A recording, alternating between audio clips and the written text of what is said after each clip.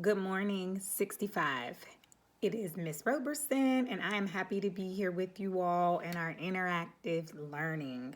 So, this is new for me, it's new for you. It's day one. My expectations for you quickly. I expect you to be here at 9 with me. If I have to get up early, you have to get up early. I expect you to ask questions. I can't help you if you don't tell me what you need help with. I expect you to do your work and have fun. Most importantly, this is new for all of us. So I want us to have fun. I want us to learn together. And let's enjoy another good book, because who doesn't love a good book? If you're anything like me, you missed The Giver. I know we didn't get to finish it. I may tell you about it, or I may have to order another copy and read it to you on my own. But I did bring this with me. And also in our Google Classroom, I have it uploaded. The cover is different, but you'll still be able to read this on your own. So this is Ramayana. We started it, but it's been so long, we're just going to take it from the top and go from the beginning. So Ramayana is a myth. It's a mythology. I like mythology. And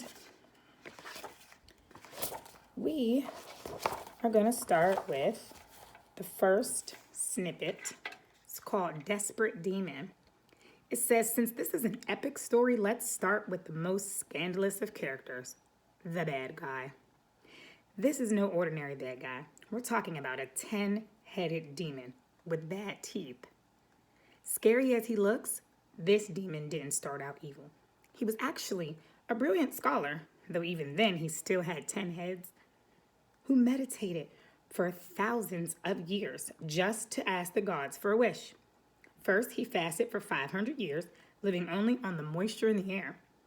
Later, he stood on one toe and was exposed to the elements for another 900 years, never shifting a muscle, even during the winds and the rain.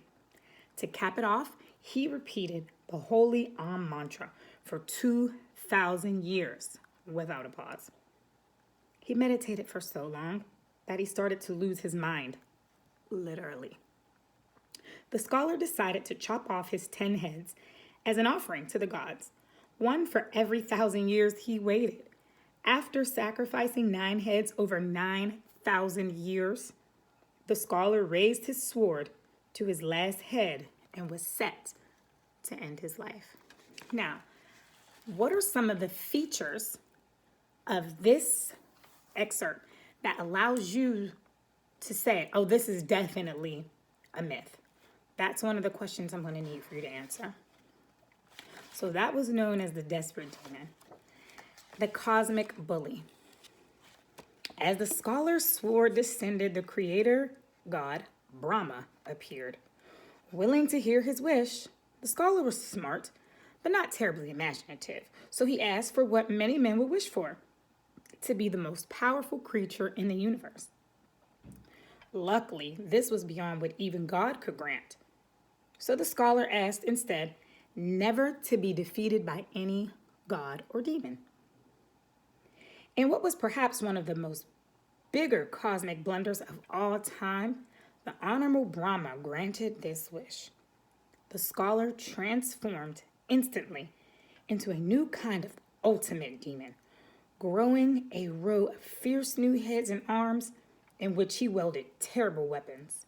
He was a large and in charge, walking one-man army. Yuck. Looks creepy. Looks crazy. And this will be the last one that I'll read for now. Hostile takeover. The scholar turned demon. His appetite for power held no limits.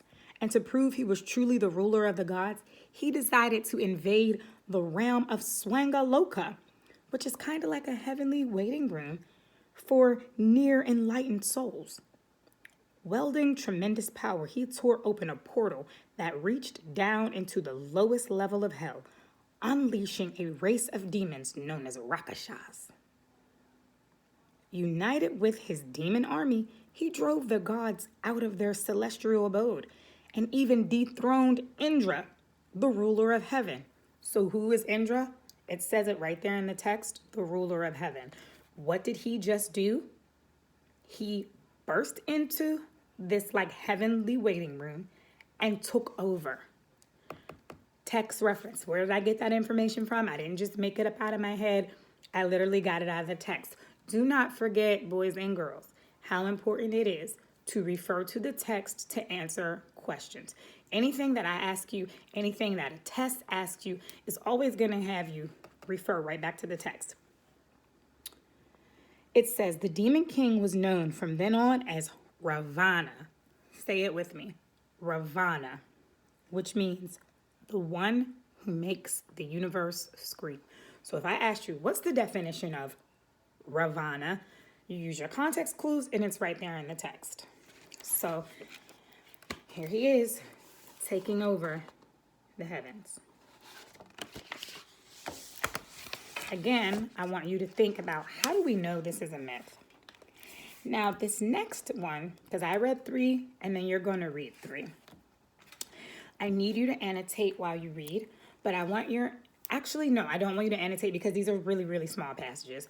I want you to give me 3 important points from each portion that you read. We'll call them chapters because it's like 1 page for every excerpt.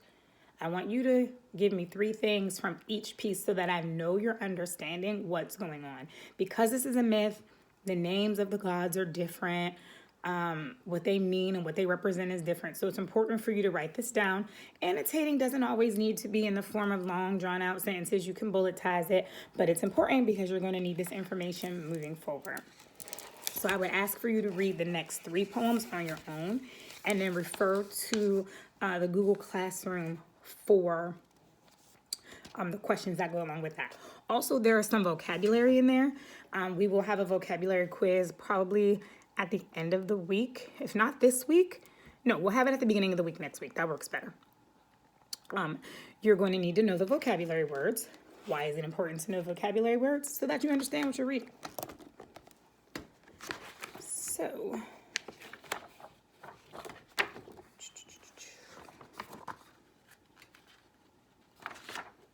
I'm pretty sure that's about it for this video. I hope you enjoyed my 7 minutes, almost 8 minutes.